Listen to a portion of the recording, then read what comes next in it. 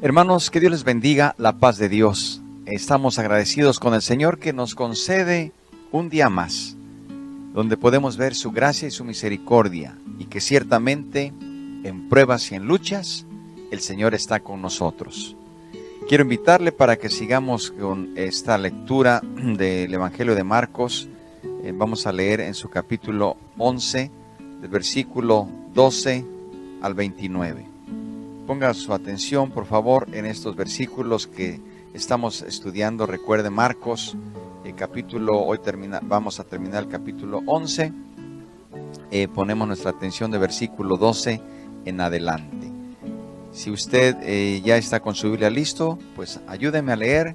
Y si no lo puede hacer porque va usted manejando o está ya trabajando probablemente y está escuchando esta lectura, escuche lo que dice la palabra de Dios. Abra su corazón.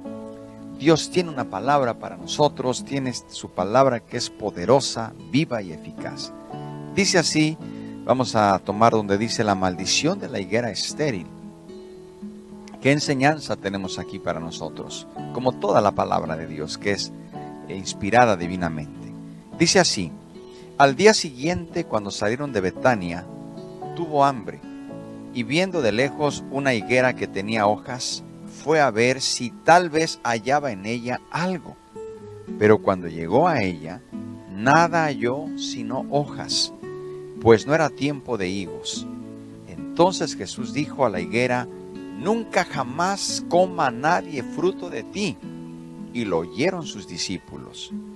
Vinieron pues a Jerusalén, y entrando Jesús en el templo, comenzó a echar fuera a los que vendían y compraban en el templo, y volcó las mesas de los cambistas y las sillas de los que vendían palomas, y no consentía que nadie atravesase el templo llevando utensilio alguno. Y les enseñaba diciendo: no está escrito, mi casa será llamada casa de oración para todas las naciones, mas vosotros la habéis hecho cueva de ladrones. Y lo oyeron los escribas y los principales sacerdotes, y buscaban cómo matarle, porque le tenían miedo, por cuanto todo el pueblo estaba admirado de su doctrina. Pero al llegar la noche, Jesús salió de la ciudad. Continuamos versículo 20.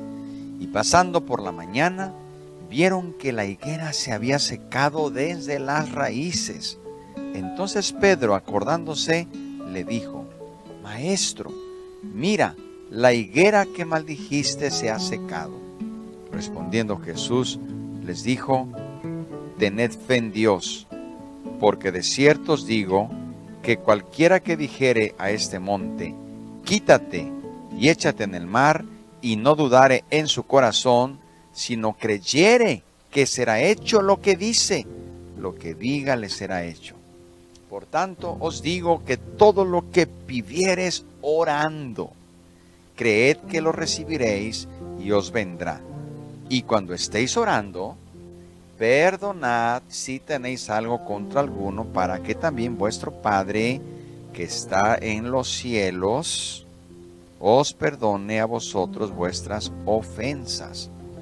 Porque si vosotros no perdonáis, tampoco vuestro Padre que está en los cielos os perdonará vuestras ofensas. Hasta ahí vamos a dejar, hasta el versículo 26.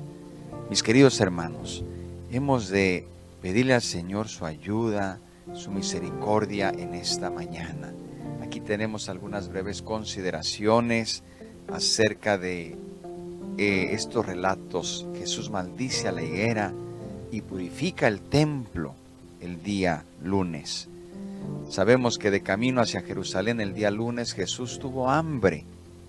Y dice que vio de lejos una higuera que tenía hojas. Debemos saber que normalmente la higuera da parte de su fruto antes de revestirse de hojas. Con razón, él esperaba hallar fruto para comer. No hallándolo, dice la Escritura que maldijo a la higuera diciendo: nunca jamás coma nadie fruto de ti, según el versículo 14 de este capítulo 11. Los discípulos tomaron nota de sus palabras, por lo que vemos al día siguiente. Probablemente él tenía algo en mente de mayor significado que la maldición de la higuera. Esta simbolizaba, sabemos hermanos, la higuera simbolizaba, y en la Biblia a menudo simboliza la nación de Israel, que a pesar de sus muchas ventajas, desechó la gracia de Dios y se quedó sin dar fruto. Por la gracia de Dios, la maldición sobre Israel no es permanente. Sabemos que el Señor tiene un plan con esta nación. Debemos de tener cuidado nosotros también, hermanos, como iglesia. Somos la iglesia de Cristo, el pueblo del Señor, pero somos para dar fruto. La iglesia tenemos que dar fruto, y mucho fruto, fruto abundante. Tenemos que tener ese deseo, ese anhelo de fructificarnos, porque si no, no estamos cumpliendo la función. El Señor dijo: los he puesto para que lleven fruto, y fruto en abundancia.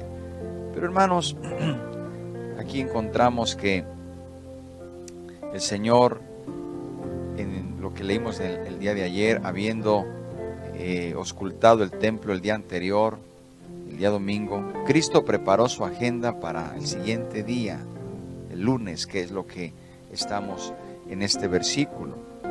Cuando llegó a Jerusalén al siguiente día, fue al templo y comenzó a echar fuera a los comerciantes.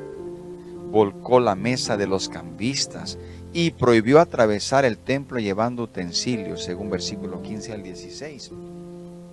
Asimismo aprovechó la situación para enseñarles y recordándoles: ¿no está escrito?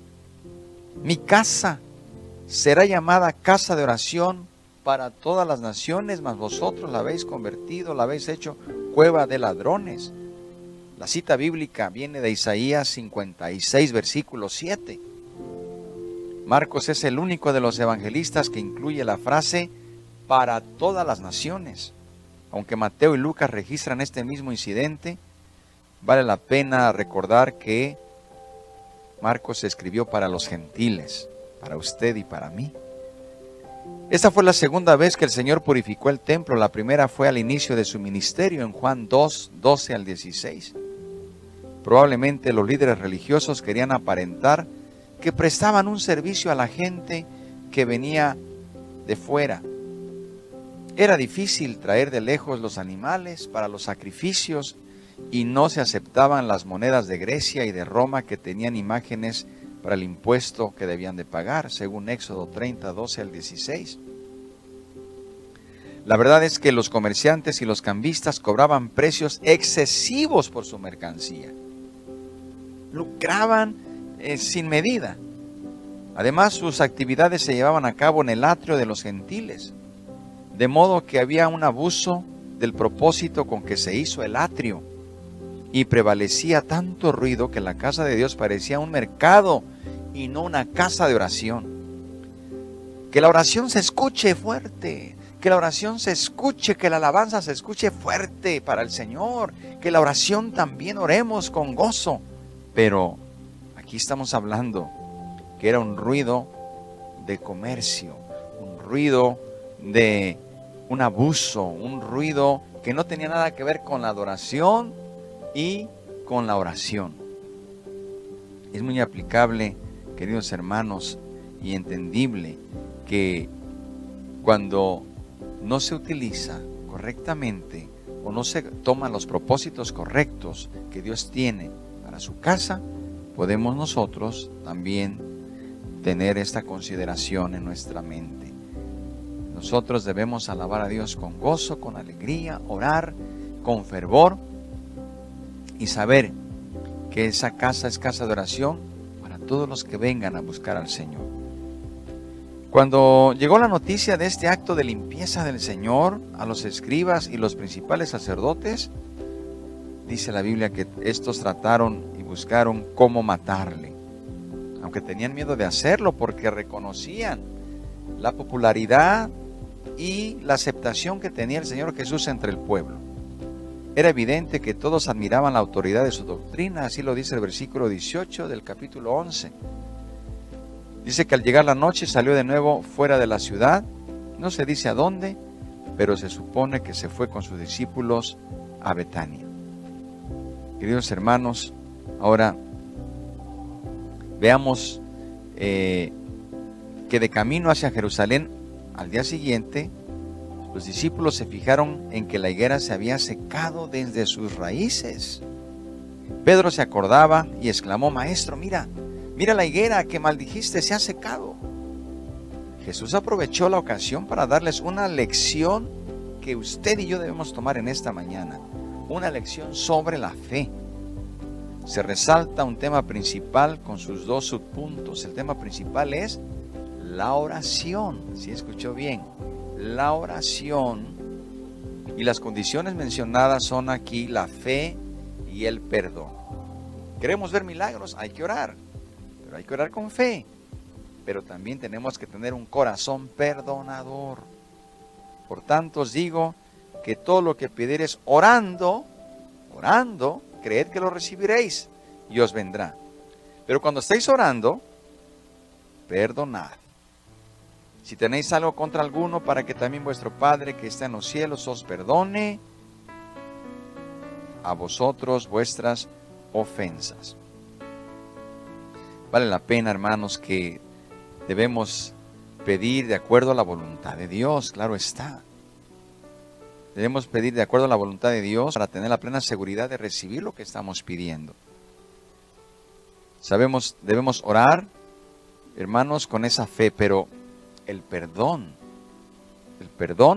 mencionado aquí no es el perdón de nuestros pecados. Este perdón viene únicamente por fe, ¿verdad? Cuando venimos al Señor, pedimos perdón por nuestros pecados, viene por la fe en la obra redentora de nuestro Señor Jesucristo en la cruz.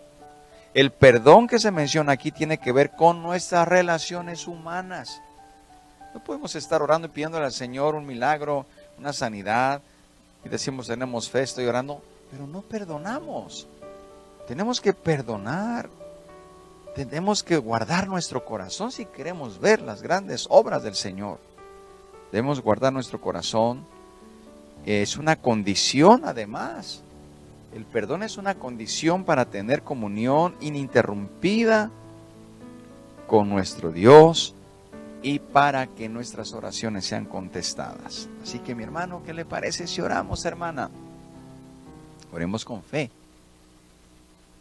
Oremos conforme a la voluntad de nuestro Padre, pero con un corazón libre de cualquier rencor, de cualquier raíz de amargura.